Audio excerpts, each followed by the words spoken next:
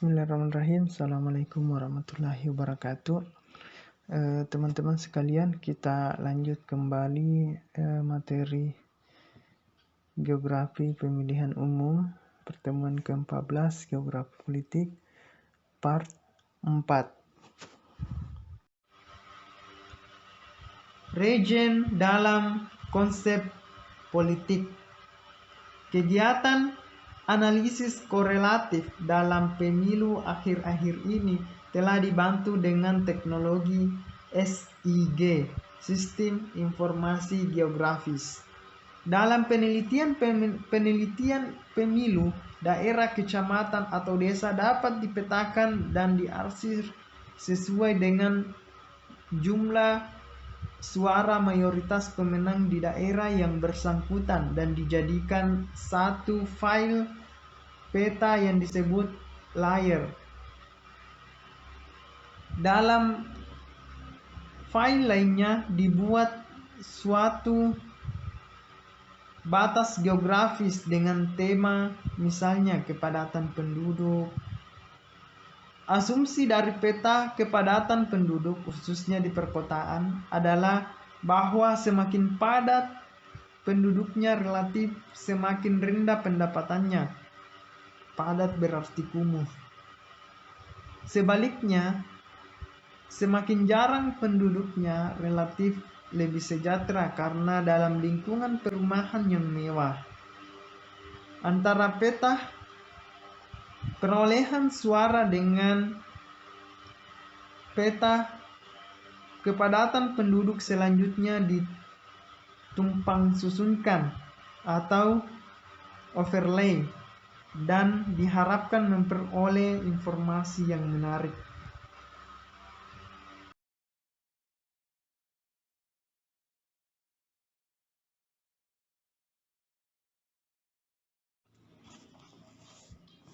Dengan peta pemilihan umum, orang-orang partai sangat bernafsu untuk merubah arsiran dalam peta-peta politik. Suatu daerah yang selalu berubah-ubah warnanya dianggap sebagai basis massa yang mengambang.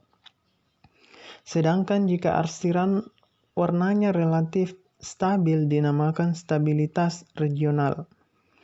Di Amerika yang telah mapan, dalam demokrasi liberal lebih dari 80% pemilih memilih partai politik yang sama.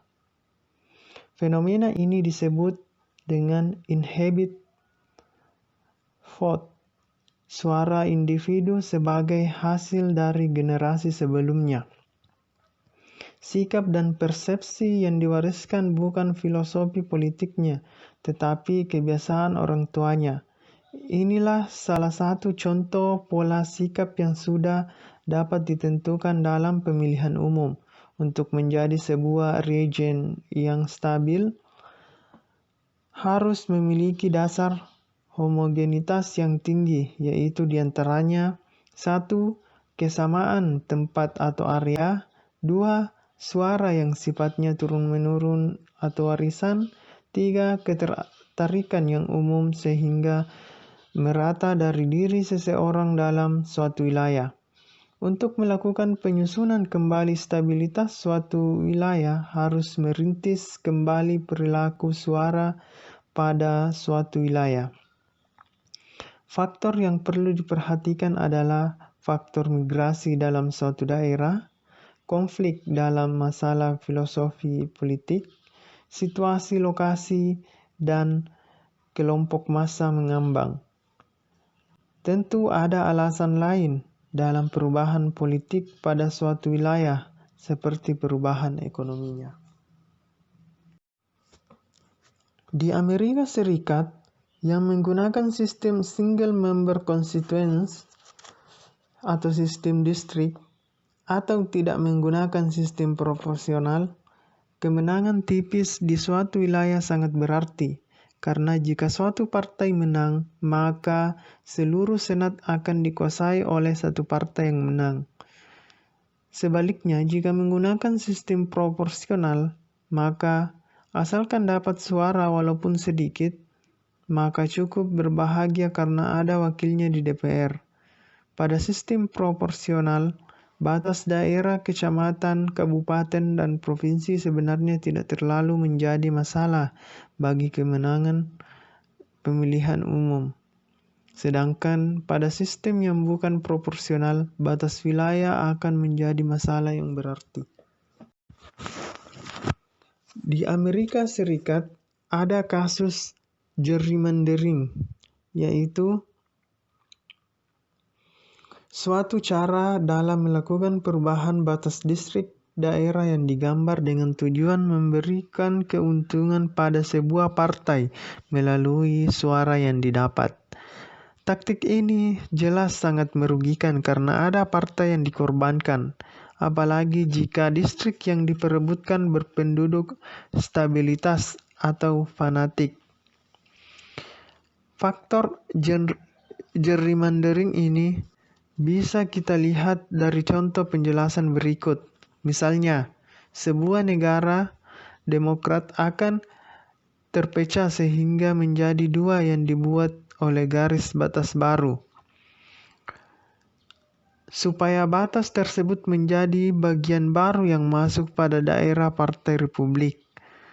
Dengan demikian ada pertambahan kekuatan bagi suara pendukung Republik pada Kongres atau perwakilan. Jadi, sistem gerrymandering ini secara langsung dikaitkan dengan pembagian baru dan didesain untuk memberikan kecurangan kekuatan politik melalui perwakilan yang curang. Di Indonesia, tidak akan terjadi kasus gerrymandering karena sistemnya berbeda dengan sistem Amerika Serikat. Namun, istilah wilayah yang berbasis pemilih tertentu di Indonesia sudah cukup dikenal. Contohnya daerah Tapal Kuda, yaitu berada di daerah pemilihan utara di Jawa Timur. Di daerah Tapal Kuda ini merupakan basis warga NU dan Partai Islam.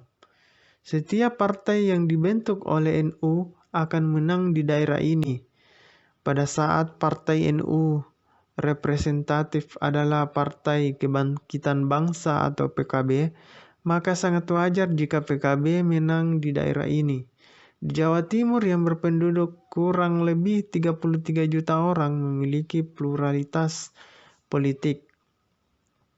Pada pemilu 1955, NU keluar sebagai juara tetapi bukan mayoritas tunggal NU.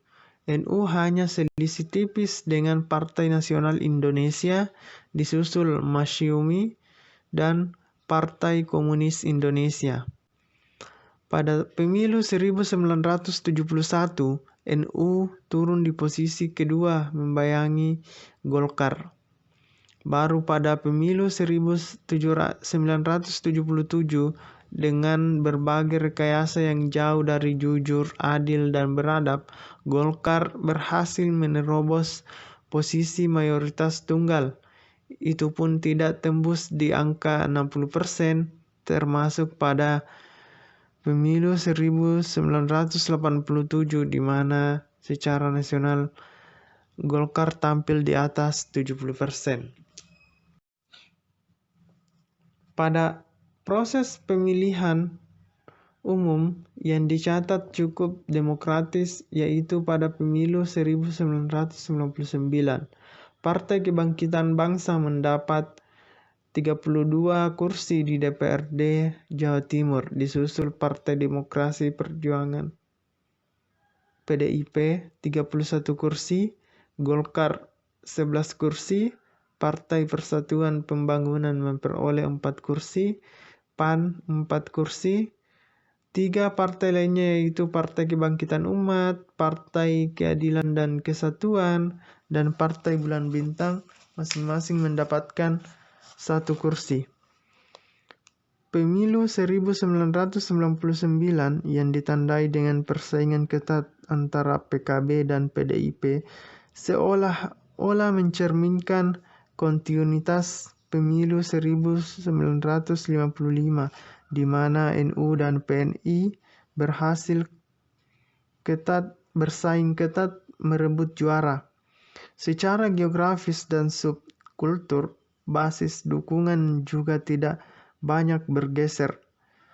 Terlihat PKB unggul di daerah basis NU yang banyak dihuni komunitas yang dikenal dengan subkultur seperti subkultur Madura, seperti Gresik, Pasuruan, Probolinggo, Situbondo, Banyuwangi, Bondowoso, Jember, dan Lumajang.